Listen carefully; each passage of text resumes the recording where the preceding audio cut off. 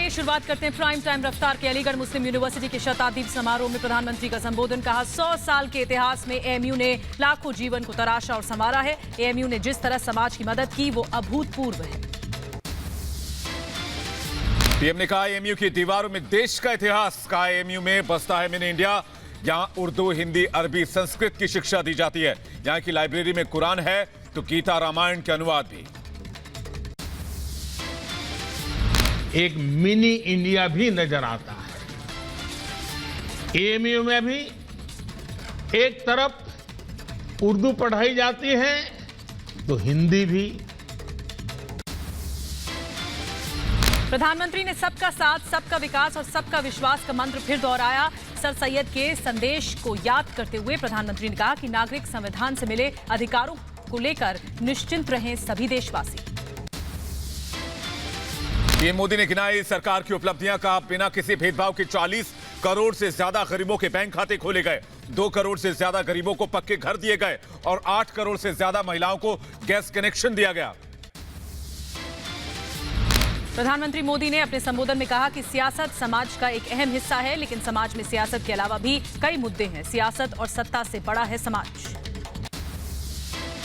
PM Modi ने महिलाओं को शिक्षा से जोड़ने की अपील की। कहा अगर महिला शिक्षित होती है तो पूरी पीढ़ी शिक्षित हो जाती है। पीएम ने कहा 3 तलाक जैसी कुप्रथा का हमने अंत किया। पिछले 6 साल में सरकार द्वारा करीब करीब 1 करोड़ मुस्लिम बेटियों को स्कॉलरशिप दी गई है। वहीं प्रधानमंत्री मोदी ने डाक टिकट लॉन्च किया। वीडियो कॉन्फ्रेंसिंग के माध्यम से शताब्दी समारोह से जुड़े प्रधानमंत्री। एएमयू के वाइस चांसलर ने प्रधानमंत्री को यूनिवर्सिटी का दौरा करने का निमंत्रण भी दिया।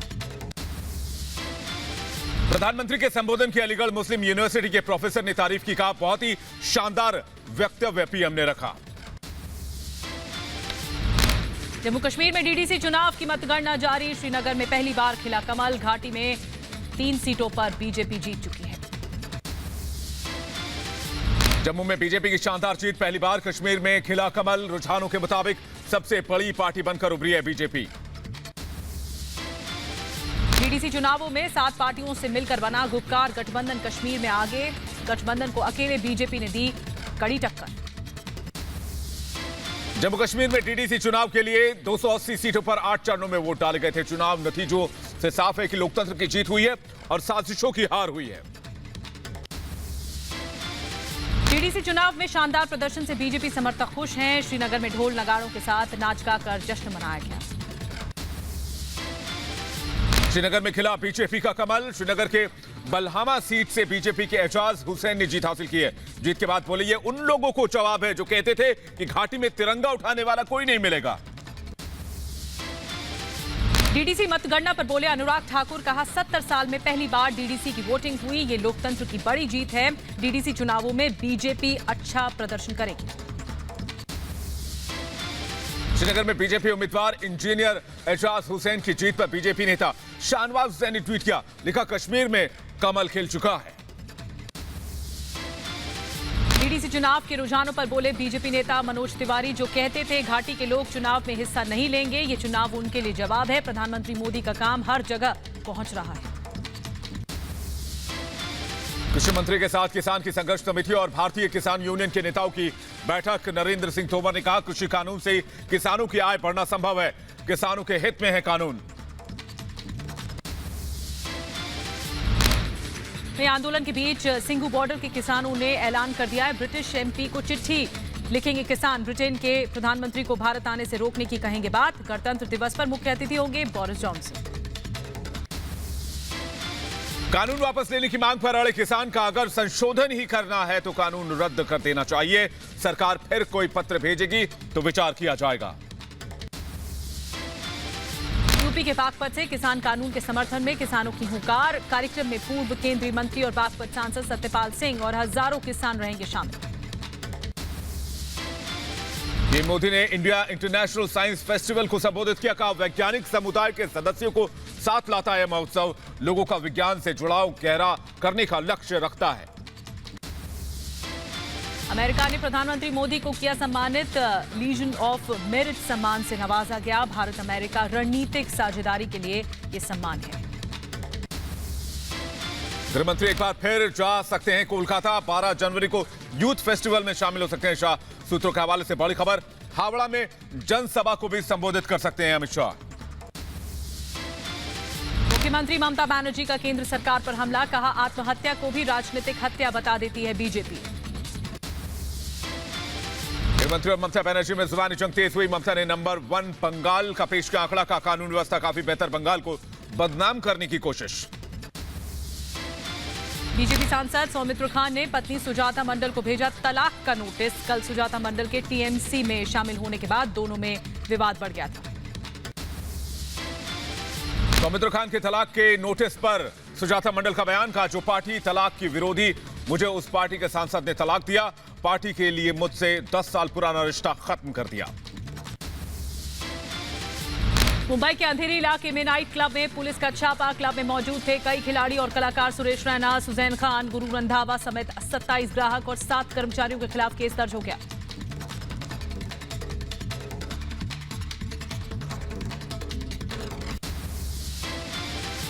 नाइट क्लब में मौजूद रहने पर गुरु रंधावा के मैनेजमेंट टीम ने सफाई दी है। कहा नाइट कर्फ्यू के बारे में जानकारी नहीं थी, आगे ऐसा नहीं होने की बात भी कही है। नाइट क्लब मामले पर सुरेश रैना के मैनेजर की सफाई, कहा प्रोटोकॉल की नहीं थी जानकारी, पता चलते ही तुरंत प्रक्रिया का पालन किया और घटना पर खेद जताया।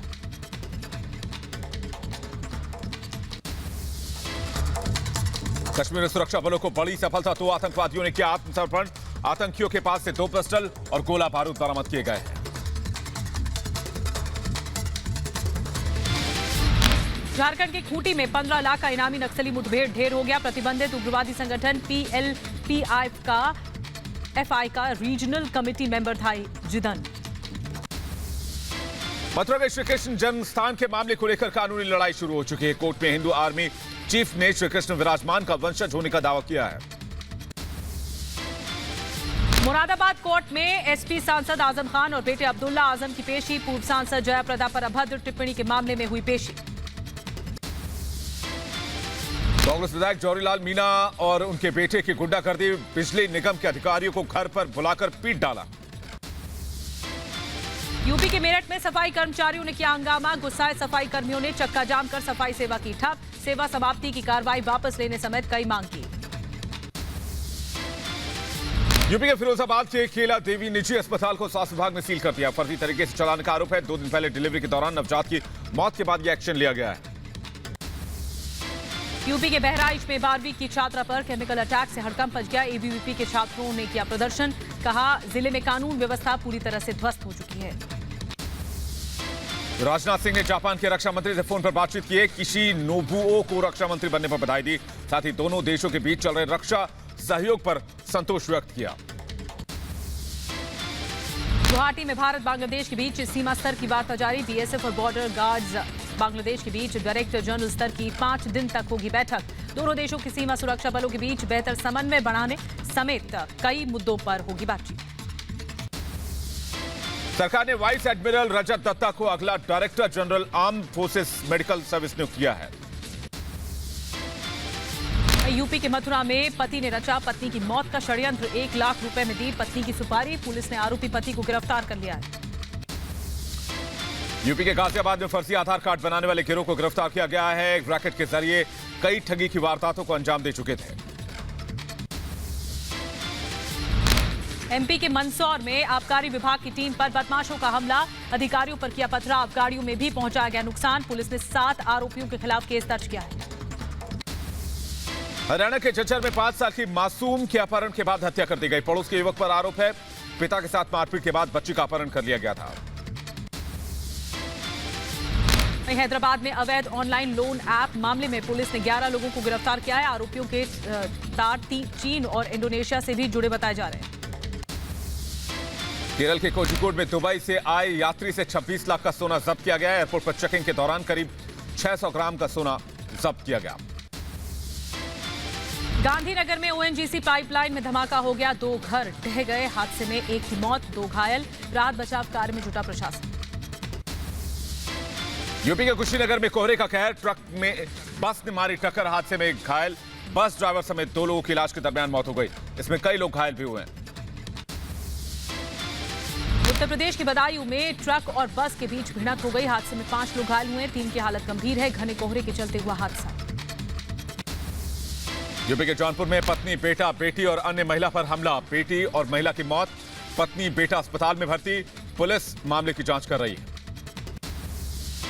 यूपी के मथुरा में पेड़ से लटका मिला किसान का शव, परिजनों ने हत्या की जताई आशंका, मामले की हर एंगल से जांच में जुटी है पुलिस। नोएडा पुलिस ने हत्या के आरोप में एक युवक को गिरफ्तार किया। 8वीं के छात्र की हत्या में शामिल होने का आरोप, आगे की तफ्तीश कर रही है पुलिस। यूपी के कुशीनगर में बोलेरो कार और बाइक की टक्कर हो गई। हादसे में बाइक सवार 2 लोग घायल हुए। हादसे के बाद हाईवे पर लगा जाम। यूपी के सीतापुर में पुलिस का सराहनीय कदम, 2 मासूम बच्चों को मां से मिलाया, परिवार ने पुलिस का जताया शुक्रिया। पहाड़ों पर बर्फबारी के बाद मैदानी इलाकों में शीतलहर का प्रकोप है। 72 घंटों के लिए मौसम विभाग का अलर्ट जारी हुआ है। 23 से 26 दिसंबर तक दिल्ली में शीतलहर चलने और घने कोहरे की भी संभावनाएं हैं। पंजाब और हरियाणा में शीतलहर का कहर, पंजाब के आदमपुर में 3.2 डिग्री और अमृतसर में 4.8 डिग्री सेल्सियस तक गिरा पारा। हरियाणा के अंबाला में तापमान 3.3 डिग्री सेल्सियस। कश्मीर घाटी में 0 से नीचे गिरा तापमान। श्रीनगर में -4 डिग्री, पहलगाम, गुलमर्ग समेत कई इलाकों में 0 डिग्री सेल्सियस नीचे दर्ज किया गया तापमान। कई नदियां और झील जम चुके हैं।